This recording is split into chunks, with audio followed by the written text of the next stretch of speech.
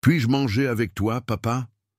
La question est sortie des lèvres d'une fille noire de seulement 7 ans, ses pieds nus atteignant à peine le sol en marbre du restaurant le plus cher de Manhattan.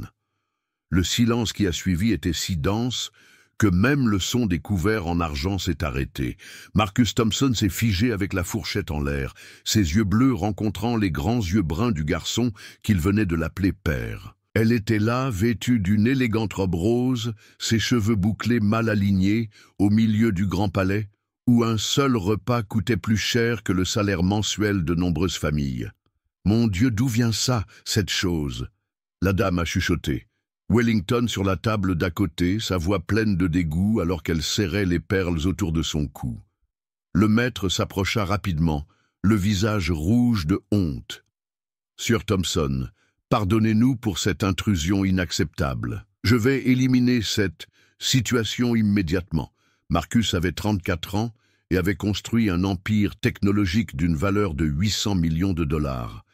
Né dans une famille de classe moyenne à Détroit, il savait ce que c'était que de se battre pour chaque dollar. Mais ces dernières années, plongé dans le succès et les obligations sociales de l'élite new-yorkaise, il avait complètement oublié ses origines. Ce soir-là, il a dîné seul comme il le faisait toujours le mardi, essayant de combler le vide d'un grenier vide sur Park Avenue et d'une vie sociale qui tournait uniquement autour des contrats et des investissements. La fille ne s'est pas retirée lorsque le maître s'est approché pour l'attraper. Ses yeux sont restés fixés sur Marcus, comme si elle savait d'une manière ou d'une autre qu'il était différent des autres hommes en costume qu'il avait ignorés sur le trottoir. « S'il vous plaît, monsieur, » murmura-t-il, sa voix presque inaudible. « Je n'ai pas mangé depuis 3 jours, juste un peu. » C'est alors que Marcus a remarqué les détails qui l'ont surpris. Les lèvres sèches, les petites mains tremblantes, la façon dont il s'appuyait légèrement sur la table, comme s'il était trop faible pour se tenir debout. De rapides flashbacks ont envahi son esprit. Elle s'est souvenue de sa propre mère, une infirmière qui travaillait en double équipe pour garder 2 enfants seuls. Il se souvenait des nuits où il se couchait affamé parce que l'argent ne s'étirait pas avant la fin du mois. Il se souvient quand il a été humilié à l'école pour avoir porté des vêtements trop vieux. « S. Thompson ?» a insisté le maître. « Nos autres clients sont visiblement contrariés. Je dois enlever ce petit avant... » « Attends !» interrompit Marcus, sa voix étonnamment ferme. Tous les yeux se sont tournés vers lui. Un murmure d'indignation a parcouru les tables voisines. Madame Wellington a poussé un soupir dramatique. « Sérieusement, Marcus, vous ne pouvez pas envisager... » « Apportez une autre chaise », a ordonné Marcus au serveur, ignorant complètement les regards scandaleux autour de lui. « Et un autre menu. » La petite Maya, le nom qu'elle lui chuchoterait quelques minutes plus tard, a regardé Marcus comme s'il était un ange qui venait de descendre du ciel. Des larmes silencieuses ont commencé à couler sur ses joues sales. Ce que personne dans ce restaurant ne savait, c'est que Marcus avait remarqué la fille pendant des semaines, l'observant par la fenêtre de son bureau alors qu'il cherchait de la nourriture dans les poubelles du quartier. Quelque chose chez cet enfant avait suscité une inquiétude qu'il ne pouvait pas expliquer, un sentiment que sa vie de privilège était construite sur la base d'une indifférence cruelle. Alors que le serveur hésitait, clairement confus entre obéir au client le plus riche du restaurant ou suivre les règles non écrites de l'établissement, Marcus s'est rendu compte qu'il était sur le point de prendre la décision la plus importante de sa vie. « Tu vas vraiment laisser cet enfant s'asseoir ici ?» Il a demandé au docteur Hartford, un client régulier connu pour ses dons à des causes appropriées, jamais à ceux qui impliquaient des personnes comme Maya. Marcus regarda autour de lui dans la salle dorée, voyant pour la première fois la froideur derrière l'élégance, le préjugé déguisé en sophistication. Ses yeux se sont tournés vers Maya, qui attendait sa réponse comme si sa vie dépendait d'elle. Et peut-être que cela dépendait vraiment de cela. Là, à ce moment de tension absolue, avec tous les yeux de l'élite de Manhattan fixés sur lui, Marcus Thompson était sur le point de découvrir que certaines décisions ne changent pas une seule nuit, mais redéfinissent complètement qui nous sommes.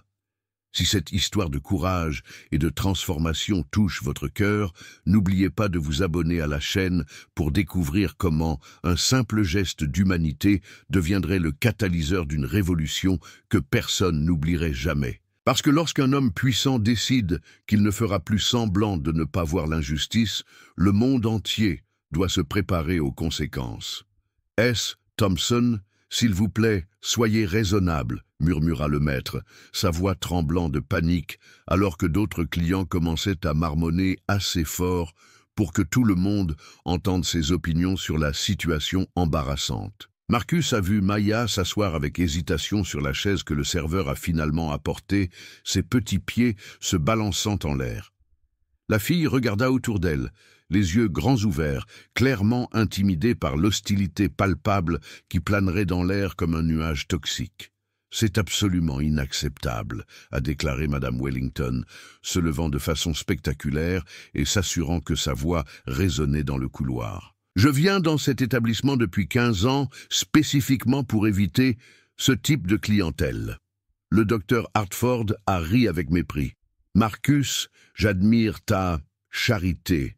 Mais il y a un moment et un endroit approprié pour ces choses. Celui-ci ne l'est clairement pas. Ce que ces aristocrates de façade ne savaient pas, c'est que Marcus Thompson avait grandi exactement comme Maya. Fils d'un nettoyeur et d'un mécanicien, il connaissait intimement l'humiliation d'être traité comme invisible, que sa dignité soit piétinée par des personnes qui confondaient l'argent avec la supériorité morale. À l'âge de 12 ans, Marcus a été expulsé d'un grand magasin pour comportement suspect. Son crime avait été de toucher une veste coûteuse pendant que sa mère nettoyait les toilettes du même établissement. Le directeur l'a traîné par les bras, criant que des gens comme vous n'y appartenaient pas. Cette nuit-là, sa mère a pleuré en silence alors qu'elle traitait les égratignures sur ses bras, chuchotant des promesses qu'un jour il serait respecté, qu'un jour personne n'oserait le traiter comme une ordure. Maya, dit doucement Marcus, ignorant complètement les regards furieux autour de lui. Qu'aimeriez-vous manger? La fille a hélé fort, remarquant clairement la tension. Tout, monsieur, je ne veux pas causer de problème. Vous ne causez aucun problème, a répondu Marcus, avec sa voix avec une autorité qui a fait que certains clients se déplaçaient mal à l'aise dans leurs chaises. C'est un restaurant public. Et vous avez le droit d'être ici autant que n'importe qui d'autre. Madame Wellington renifla avec indignation. N'est-ce pas? Un enfant de la rue a-t-il le droit d'être au Grand Palais? Marcus, tu as complètement perdu la tête? C'est alors que quelque chose à l'intérieur de Marcus s'est définitivement cassé. Pas la colère explosive et destructrice, mais quelque chose de bien plus dangereux. Une détermination froide et calculée qu'elle n'a pas ressentie depuis ses premières années de construction de son entreprise. « Servoir », a appelé Marcus, sa voix coupant l'air comme un couteau. « Apportez le menu dégustation complet, celui à 7 plats. » Le serveur a hésité. « Être, c'est 400 $ par personne. » « Parfait. Et une bouteille de Château Margaux 1995 pour accompagner. » Marcus a délibérément fait une pause. « Que réservez-vous pour des occasions spéciales ?» Le docteur Hartford a failli s'étouffer avec son vin. « Marcus, c'est ridicule. Dépenser 2000 $ pour un enfant qui n'a probablement jamais vu cet argent de toute sa vie. » Marcus sourit, un sourire qui n'a pas atteint ses yeux et que quiconque le connaissait en affaires reconnaîtrait comme extrêmement dangereux. « Docteur Hartford, combien avez-vous dépensé la semaine dernière pour cette vente aux enchères d'art? 50 000 dans un tableau qui sera accroché au mur de votre 3e maison ?» L'homme est devenu pâle. Il ne s'attendait clairement pas à ce que Marcus connaisse des détails sur sa vie financière. « Madame Wellington, » a poursuivi Marcus, son regard se tournant vers la dame indignée, « j'ai adoré vos photos Instagram de votre voyage à Monaco. Surtout celui où vous vous plaignez que la bouteille de champagne à 800 $ était un peu chaude. Très inspirant. » La femme a ouvert et fermé la bouche comme un poisson hors de l'eau, clairement surprise que quelqu'un ait prêté attention à ses publications superficielles. Ce qu'aucun d'entre eux n'a remarqué, c'est que Marcus cataloguait mentalement chaque mot cruel, chaque regard de mépris, chaque geste de dégoût dirigé vers Maya. Sa mémoire était photographique, une compétence qui l'avait amené au sommet du monde des affaires. Et maintenant, chaque détail était archivé pour une utilisation future. Maya, quant à elle, a tout observé avec la sagesse précoce de ceux qui ont appris à lire les gens pour survivre. « Marcus, a-t-il chuchoté, vous n'avez pas besoin de dépenser tout cet argent pour moi. Je sais que ces gens ne m'aiment pas ici. » Marcus a senti son cœur se briser et s'endurcir en même temps. « Maya, l'argent n'est pas un problème. Et quant à ces gens, il a regardé autour du couloir avec un mépris à peine déguisé. Ils sont sur le point d'apprendre une leçon très importante sur le respect. » Le maître s'approcha à nouveau, visiblement en sueur. « Messieurs Thompson, peut-être pouvons-nous trouver une solution qui plaira à tout le monde. Pouvons-nous préparer un repas à emporter, peut-être ?»« La seule solution, a déclaré Marcus, d'une voix basse mais pleine de menaces, est que vous fassiez votre travail et que vous traitiez mon invité avec la même courtoisie que vous dispensez à tout autre client payant. » Le docteur Hartford rit amèrement. « Votre invité, Marcus, pour l'amour de Dieu, remarque de là. Il est évident que c'est un enfant de la rue. Vous avez probablement des parents drogués ou... » « Terminez cette phrase, a interrompu Marcus, se levant lentement de sa chaise, et je vous garantis que vous découvrirez à quelle vitesse votre réputation de médecin respecté peut s'évaporer sur les médias sociaux. Le silence qui a suivi était lourd et menaçant. Marcus venait de franchir une ligne, et tout le monde dans la pièce le savait. Maya tira doucement la manche de sa chemise. « Sieur Marcus, je ferais peut-être mieux de partir. Je ne veux pas que tu te battes avec ces gens à cause de moi. » Marcus s'agenouilla à côté de sa chaise, la regardant droit dans les yeux. « Maya, tu vas dîner ici ce soir, et ces gens regarderont, souriront poliment, et se souviendront de cette nuit pour le reste de leur vie médiocre. » Car ce qu'aucun d'entre eux ne savait encore, c'est que Marcus Thompson n'était pas devenu l'un des hommes les plus riches de New York en étant gentil. Et lorsqu'il a décidé que quelqu'un avait franchi une ligne, les conséquences ont toujours été dévastatrices, méticuleuses et absolument inoubliables. Chaque nouvelle humiliation dirigée contre Maya n'a fait qu'alimenter une force croissante en lui, une détermination silencieuse que ses amis de la haute société étaient sur le point de connaître de la pire façon possible. Le premier plat est arrivé dans une assiette en porcelaine si fine que Maya avait peur de respirer près de lui. C'était une entrée de caviar de beluga avec des toasts faits à la main. Quelque chose qui coûtait plus cher que ce que de nombreuses familles ont dépensé en nourriture pendant un mois entier. « Oh mon Dieu, elle ne sait même pas comment utiliser correctement les couverts », a murmuré Madame Wellington à son amie, assez fort pour que la moitié du restaurant puisse l'entendre. « C'est absolument dégradant pour nous tous. » Maya a regardé la variété confuse de fourchettes et de couteaux à côté de l'assiette, clairement perdue. Marcus a discrètement montré lequel utiliser, chuchotant du souffle alors qu'il goûtait le caviar pour la première fois. Les yeux de la fille sont ouverts. Elle n'avait jamais goûté quelque chose d'aussi différent. Le docteur Hartford a ri cruellement. « Regardez, vous donnez du caviar à quelqu'un qui ne sait probablement même pas ce que c'est. Quel gaspillage !» C'est à ce moment-là que Marcus a pris une décision qui va tout changer. Alors que Maya savourait timidement la nourriture, il photographiait discrètement chaque commentaire cruel, chaque regard méprisant dirigé vers la fille. Son smartphone capturait tout, des visages, des expressions, même des conversations chuchotées que le microphone sensible pouvait enregistrer. Ce qu'aucun d'entre eux ne savait, c'est que Marcus Thompson avait un outil beaucoup plus puissant que l'argent. L'information. Son entreprise technologique avait développé l'un des programmes de surveillance des médias sociaux les plus sophistiqués du marché, utilisé par les entreprises pour suivre les mentions de marque et détecter les crises de réputation en temps réel. En moins de 5 minutes, alors qu'il faisait semblant de consulter les emails, Marcus avait découvert que Madame Wellington était mariée à un juge fédéral qui faisait face à des accusations de favoritisme racial dans ses peines. Le docteur Hartford avait récemment perdu temporairement son congé de maladie en raison de l'abandon de patients à faible revenu. et le restaurant Le Grand Palais lui-même faisait l'objet d'une enquête pour discrimination dans les pratiques de recrutement. MS. Marcus, a chuchoté Maya, remarquant que certains clients ont pris des photos discrètes de lui comme s'il était un animal au zoo. Pourquoi font-ils ça? Parce qu'ils n'ont jamais appris que chaque action a une conséquence, a répondu calmement Marcus, poursuivant son travail silencieux au téléphone. À ce moment-là, son téléphone a vibré avec un message de David Chen, son meilleur ami depuis l'université et maintenant l'un des journalistes d'investigation les plus respectés du New York Times. David avait envoyé une réponse à l'audio que Marcus avait discrètement envoyé quelques minutes auparavant. « Marcus, qu'est-ce que c'est que ça? Ces gens sont-ils sérieux? Puis-je utiliser ça ?» Marcus a souri pour la première fois cette nuit-là. David Chen était connu pour ses exposés dévastateurs sur l'hypocrisie sociale et la corruption au sein de l'élite.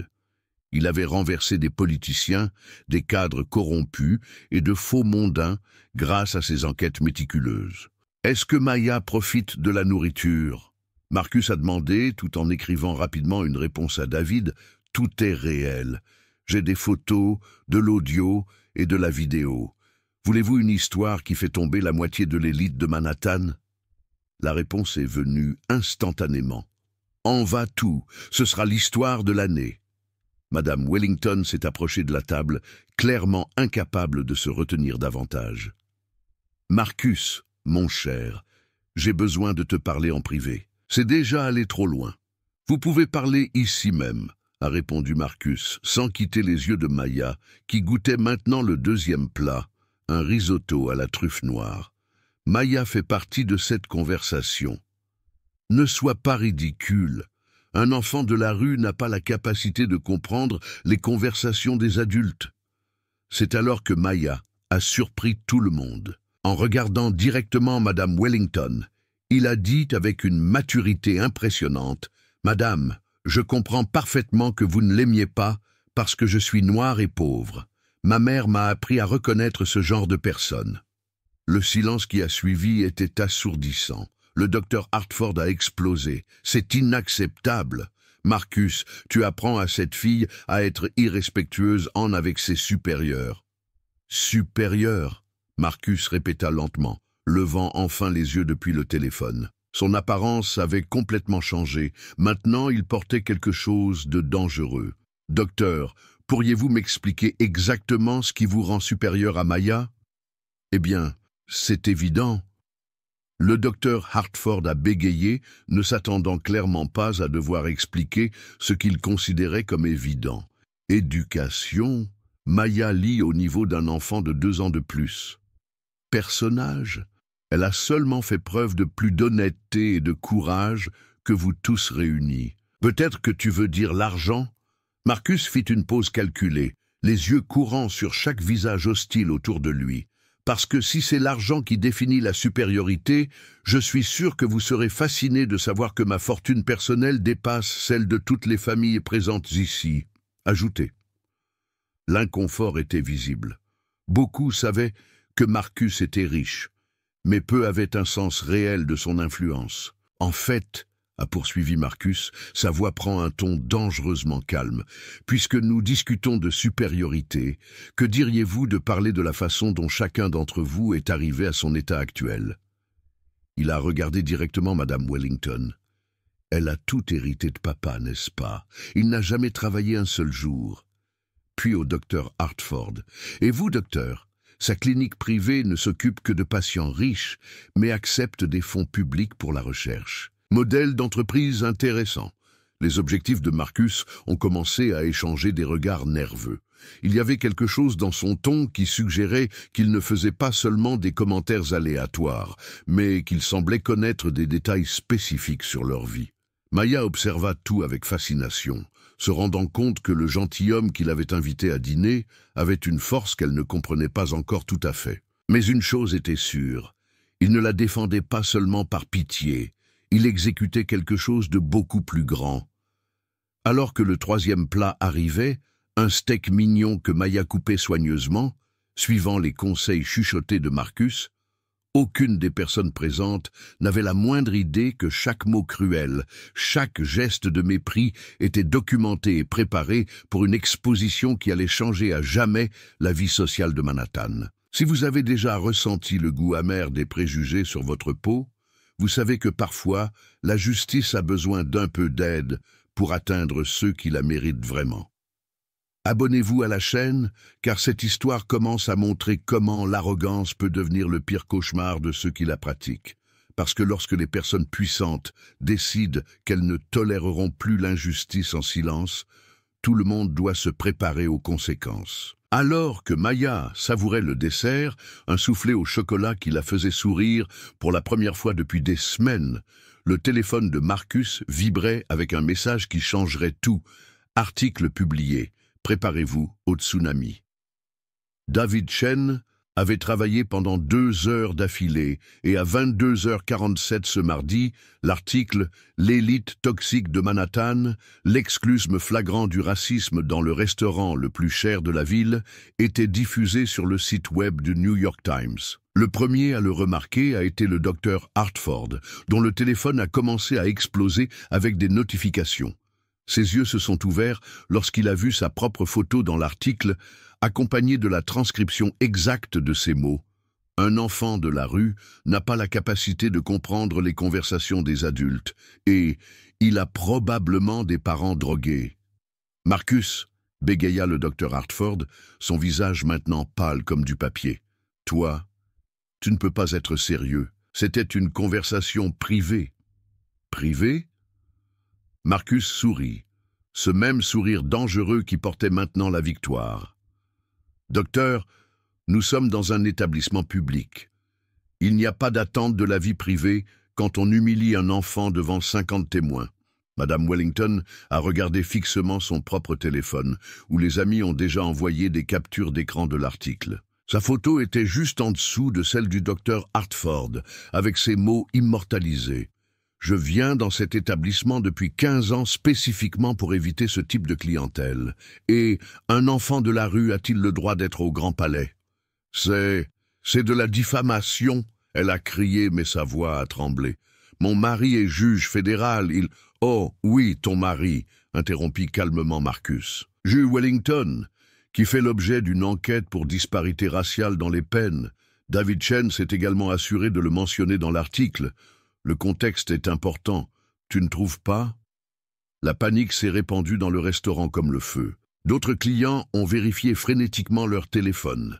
Certains se sont rendus compte avec horreur qu'ils apparaissaient également sur des photos et des vidéos de l'article, identifiés comme des spectateurs réduits au silence de la discrimination raciale. Le maître s'approcha en courant, transpirant abondamment. « Monsieur Thompson, s'il vous plaît, pouvons-nous résoudre ce problème de manière civile? Le restaurant ne peut pas se le permettre. »« Oh, mais c'est déjà résolu !» a répondu Marcus, affichant une nouvelle notification sur son téléphone portable. Le département des droits de l'homme de New York vient d'ouvrir une enquête formelle contre le Grand Palais pour discrimination, basée sur les preuves fournies par le Times. Maya observait tout avec fascination, se rendant compte que l'homme gentil qui l'avait sauvé avait un pouvoir qu'elle commençait tout juste à comprendre. « Marcus, a-t-elle chuchoté, ces gens vont-ils bien ? Ils vont apprendre une leçon importante sur les conséquences, a-t-il répondu en caressant doucement ses cheveux.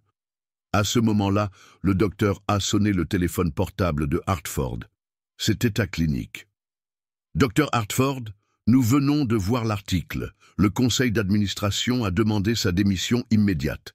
Les sponsors annulent des contrats pour discrimination. » L'appel a été coupé. Le docteur Hartford regarda Marcus avec haine et désespoir. « Tu as détruit ma carrière à cause d'un enfant de la rue. »« Pour un enfant, » corrigea froidement Marcus. « Et vous avez détruit votre propre carrière au moment où vous avez décidé que la couleur de votre peau ou votre condition sociale déterminait votre valeur en tant qu'être humain. » Madame Wellington pleurait en silence, se rendant compte des implications. Sa vie sociale à Manhattan dépendait entièrement de sa réputation immaculée. Être exposé publiquement comme raciste dans le journal le plus respecté du pays signifiait une exclusion sociale totale. Pire encore, l'article a mentionné des détails spécifiques sur ses publications extravagantes sur Instagram pendant une pandémie mondiale, contrairement à ses commentaires cruels sur des personnes comme Maya. L'hypocrisie a été exposée pour que tout le monde puisse la voir. « Comment as-tu fait tout ça ?» Elle a demandé en sanglotant. Marcus a regardé autour du restaurant, maintenant pratiquement vide, car d'autres clients s'étaient enfuis discrètement pour éviter d'être associés au scandale. « Technologie, Madame Wellington. Mon entreprise développe des systèmes de surveillance qui détectent les problèmes de réputation avant qu'ils ne détruisent des entreprises entières. » Il s'arrêta, savourant le moment. Ironiquement, j'ai utilisé la même technologie qui protège les entreprises pour protéger un enfant de 7 ans. Ce qu'aucun d'entre eux ne savait, c'est que Marcus était allé au-delà de l'article. Grâce à son réseau de contacts, il avait veillé à ce que les copies des enregistrements parvenaient au Conseil médical de l'État, au bureau disciplinaire de l'Ordre des avocats et aux principaux groupes de défense des droits civils de la ville. Le docteur Hartford perdrait définitivement son congé de maladie. Wellington serait confronté à une enquête éthique car le juge de son mari a utilisé des informations privilégiées pour guider les investissements familiaux. Et le restaurant Le Grand Palais fermerait définitivement dans 6 mois, après avoir perdu sa clientèle d'élite et fait face à de multiples poursuites. « Maya », dit Marcus, se levant et s'approchant d'elle, « que diriez-vous de rentrer à la maison ? Je pense que nous avons terminé ici. » La jeune fille lui a pris la main, regardant pour la dernière fois les personnes qui l'avaient traitée comme des ordures humaines quelques heures auparavant. Maintenant, ils n'étaient que des individus désespérés, découvrant que la cruauté a un prix. En sortant du restaurant sous le regard vaincu des puissants anciens clients de Manhattan, Maya a demandé « Marcus, avez-vous vraiment appris la leçon ?» Marcus sourit, un sourire authentique cette fois-ci. « Certaines leçons, Maya, ne peuvent être apprises que lorsque nous perdons tout ce que nous pensions nous faire supérieurs. Ceux qui suivent de vraies histoires de justice savent que parfois le karma a besoin d'un peu d'aide technologique pour atteindre ceux qui le méritent. Abonnez-vous à la chaîne pour découvrir comment une nuit de préjugés est devenue la leçon la plus chère que l'élite new-yorkaise ait jamais payée. Mais la véritable transformation ne faisait que commencer. Parce que lorsqu'un millionnaire décide qu'il ne tolérera plus l'injustice en silence, toutes les conséquences ne sont pas immédiates. Certains prennent le temps de vraiment changer des vies pour toujours. 6 mois après cette nuit qui a changé Manhattan pour toujours, Marcus a vu Maya courir dans la cour de récréation de l'école privée la plus prestigieuse de New York, la même qui avait précédemment rejeté sa demande pour ne pas correspondre au profil de l'institution. Maintenant, elle était la star de la classe, parlant couramment 3 langues et avec une bourse complète que Marcus avait créée spécifiquement pour les enfants dans une situation similaire à la sienne. La bourse Maya avait déjà bénéficié à 200 enfants dans le besoin, devenant le programme d'inclusion le plus respecté de la ville. « Papa Marcus !» elle a crié, courant vers lui avec un certificat de mérite académique dans ses mains. Oui, elle l'appelait papa maintenant, officiellement depuis que l'adoption légale a pris fin 3 mois après cette nuit fatidique. Ce qui était autrefois un grenier vide sur Park Avenue a maintenant fait écho au rire, à la musique et à l'énergie contagieuse d'un enfant qui avait découvert ce que signifie avoir un vrai foyer. Les murs affichaient leurs dessins et certificats, et les week-ends étaient remplis d'activités que Marcus n'avait jamais imaginé qu'il apprécierait autant. « Comment était l'école aujourd'hui, princesse ?» demanda-t-il, en réparant ses boucles qui étaient maintenant prises en charge par un coiffeur spécialisé dans les cheveux bouclés. Une petite révolution personnelle que Maya lui avait enseignée sur la représentativité. « Madame Peterson a dit que mon essai sur la justice sociale était le meilleur de la classe, a-t-elle répondu, les yeux brillants de fierté. J'ai écrit sur cette soirée au restaurant et sur la façon dont les bonnes personnes peuvent changer le monde. » Marcus sourit. se rappelant que cette nuit-là avait vraiment changé son monde aussi.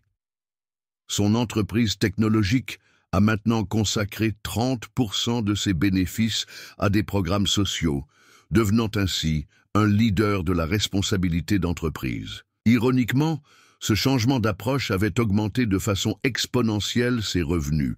Les entreprises du monde entier voulaient s'associer à la marque qui avait l'âme.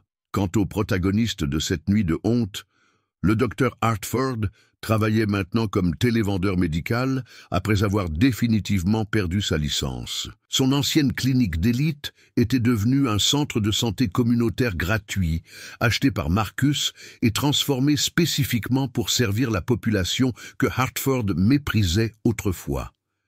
Madame Wellington vivait isolée dans son appartement, évitée par toute la haute société de New York. Son mari juge avait été contraint de prendre sa retraite prématurément après une enquête éthique, et elle était devenue synonyme de honte sociale. Ses tentatives désespérées de réhabilitation publique n'ont fait qu'augmenter son humiliation.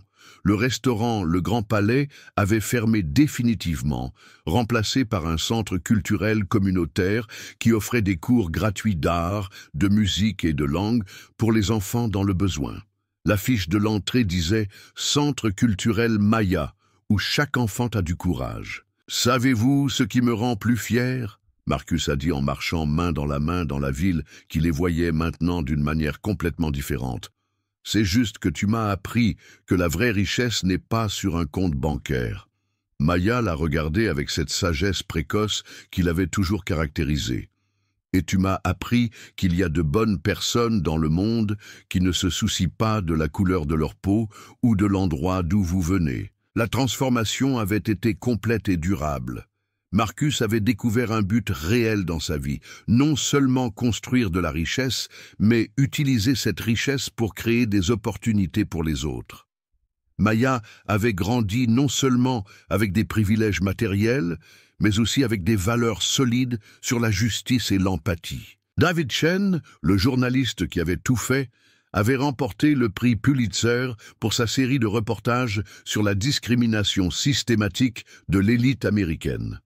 L'article de ce soir-là était devenu une étude de cas dans les écoles de journalisme comme exemple de la façon dont une seule histoire peut catalyser de profonds changements sociaux. « Papa », a déclaré Maya en regardant un groupe diversifié d'enfants jouer dans le parc, ce qui était impensable dans ce même endroit élitiste 6 mois plus tôt. « Pensez-vous que ces mauvaises personnes ont appris quelque chose ?» Marcus a examiné la question avec soin. Certaines personnes n'apprennent que lorsqu'elles perdent tout ce qu'elles pensaient les rendre spéciales.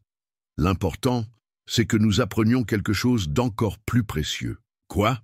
Que la vengeance la plus puissante n'est pas de détruire ceux qui nous font du mal, c'est de construire quelque chose de si beau et de si transformateur qu'ils sont à jamais du mauvais côté de l'histoire. Alors que le soleil se couchait sur Manhattan, père et fille sont rentrés chez eux, 2 personnes qui se sont sauvées lors d'une nuit où les préjugés ont essayé de surmonter l'humanité. Mais ont trouvé quelque chose de plus fort. La détermination de ceux qui décident qu'ils n'accepteront plus l'injustice en silence. L'élite de Manhattan a appris cette nuit-là que la cruauté a un prix. Marcus et Maya ont découvert que lorsque les bonnes personnes décident d'agir, il n'y a pas de force au monde capable de les arrêter. Et vous qui avez accompagné ce voyage, si cette histoire de transformation et de justice a touché vos cœurs, n'oubliez pas de vous abonner à la chaîne. Parce que lorsque nous assistons au triomphe du bien sur le mal, nous nous souvenons que chacun de nous a le pouvoir de changer le monde, une attitude courageuse à la fois. La meilleure vengeance n'est pas de payer le mal subi, c'est de construire quelque chose d'aussi grand que nos oppresseurs ne pourront jamais y parvenir.